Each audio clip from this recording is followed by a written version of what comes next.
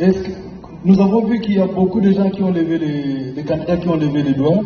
Est-ce qu'on peut établir le principe, nous ne sommes pas le CESAC, est-ce qu'on peut aller par 3 minutes ou 5? Je vais vous poser des questions liées à la CENI, je ne vais pas aller ailleurs. Merci. Mais je vais commencer par dire, Père, pardonne M. Kadima et les membres de la CENI pour leur volonté de mener un processus électoral opaque. Et Père, merci d'avoir fait que leur crime ne soit pas parfait. Je vais commencer par là, parce que nous sommes venus ici, comme dit officier Matata, par politesse. Ce n'est pas ça ce que nous avons demandé. On vous a demandé une réunion entre les candidats présidents de la République et la CENI pour se fixer, se convenir des règles du jeu. Et vous venez ici comme si vous amenez des écoliers, vos écoliers au zoo, et leur dire voici les espèces d'animaux qui existent dans le monde. Non. Ça c'est quoi exactement ça? Mais regardez, M. Kadima, membre de la CENI, voilà les rapports des 68 pages de l'OIF. Voilà comment l'OIF fait la synthèse.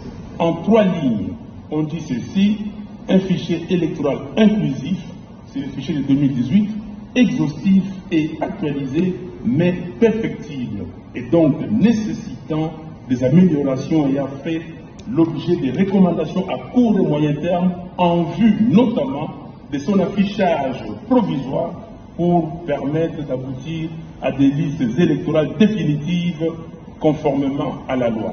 68 pages. Vos amis ont fait un audit de ça que j'ai ici, c'est torchon de 137 pages.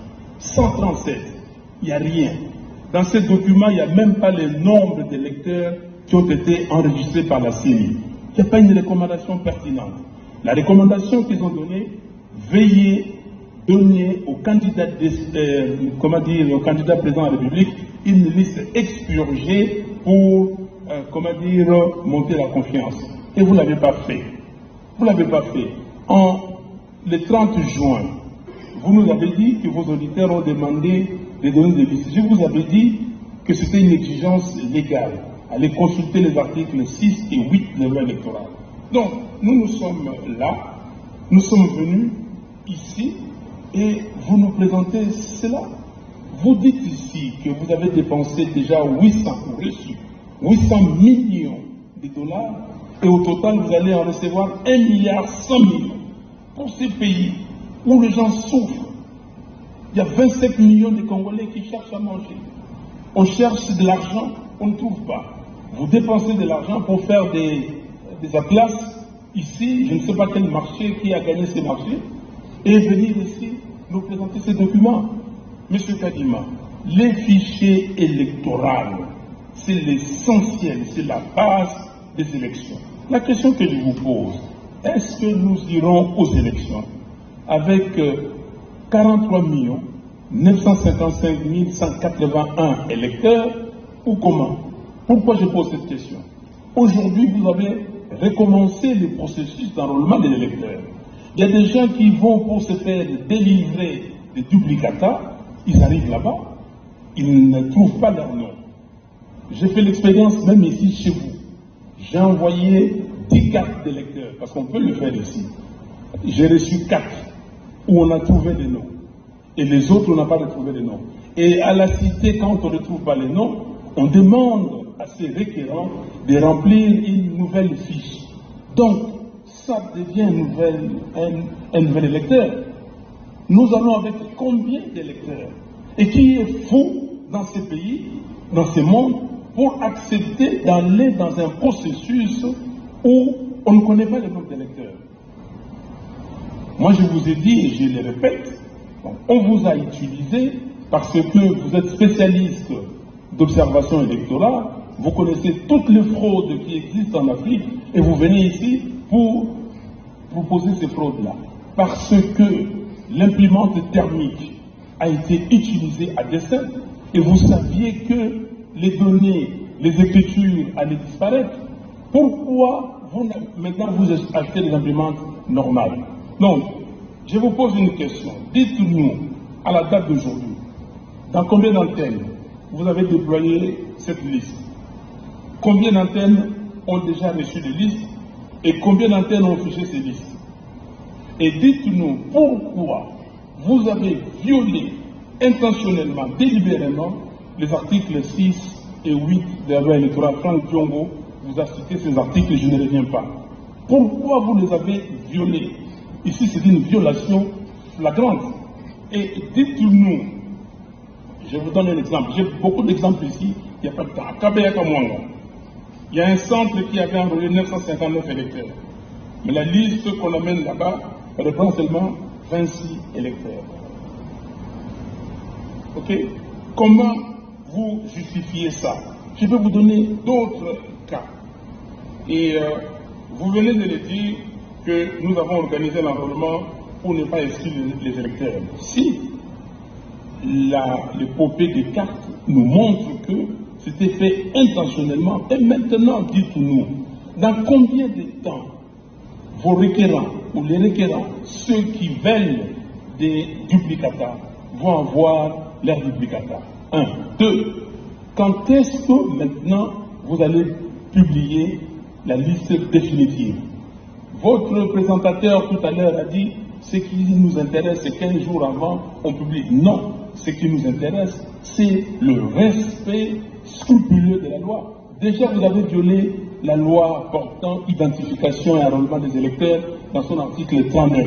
Parce que l'article 39 disait que vous devriez publier des listes provisoires après enrôlement d'électeurs. Vous ne l'avez pas fait. Donc, nous sommes ici, on est traînés comme ça, comme des moutons, des parures, et nous devons aller n'importe où. Donc, ce que nous voulons, M. Kadima, vous ne pouvez pas vous tirer en bon compte comme ça avec l'argent de l'État. Vous ne pouvez pas. 1,1 milliard, c'est énorme.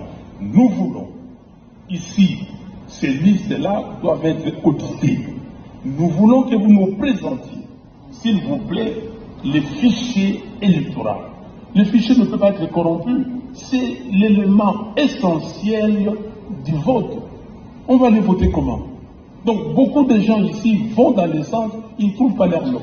Et quand est-ce que maintenant, dans moins de 40 jours, nous allons avoir ces listes? Donc, je dis, s'il vous plaît,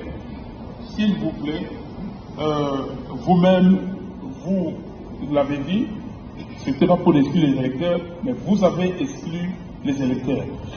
Ici à Kinshasa, vous avez des écoles, même adresse, mais le nom différent. Vous avez des fois adresses, écoles différentes. Donc, qu'est-ce qui se passe réellement? Donc, vous venez ici, vous appelez les corps diplomatiques, on va dire, voilà, tout ça, on va signer les codes de conduite. Qui est fou ici pour signer un code de conduite? Vous, quel code de conduite vous signez? Nous allons nous mettre avec vous, M. Kadima. Monsieur Farouk, oui. Vous exagérez un peu.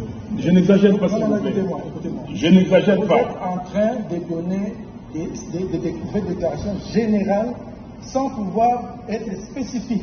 Nous ne pouvons pas. Vous parlez en général comme si vous faisiez un discours politique. Il faut nous donner des éléments concrets. Est-ce que vous êtes sérieux? Nous avons publié la liste justement provisoire pour que les gens viennent nous montrer les défaillances. Mais vous, comme vous êtes dans un élan politique, vous êtes en train de citer des choses sans donner des détails. Non, mais je vous donne des détails, M. Kadima. Moi, je vous donne des détails, s'il vous plaît. Je n'exagère pas, je vous donne des détails. Je vous ai dit, est-ce que les disques que j'ai montrés ici, c'est pas le détail? Votre discours là ne tient pas. Non. Vous appelez un document un torchon, oui. Et en même temps vous recourez aux recommandations de ce document. Vous vous contredisez. Non, je ne me contredis pas, je ne recours pas. Il faut arrêter ça. Les recommandations, c'est les recommandations de l'audit de l'OIF. Et je vous ai dit que dans votre document, il n'y a aucune recommandation pertinente. Donc, s'il vous plaît, nous devons nous mettre d'accord, vous utilisez l'argent de l'État. Je vous ai donné des données précises, des éléments précis. Il faut que vous répondiez précisément. Merci. Merci.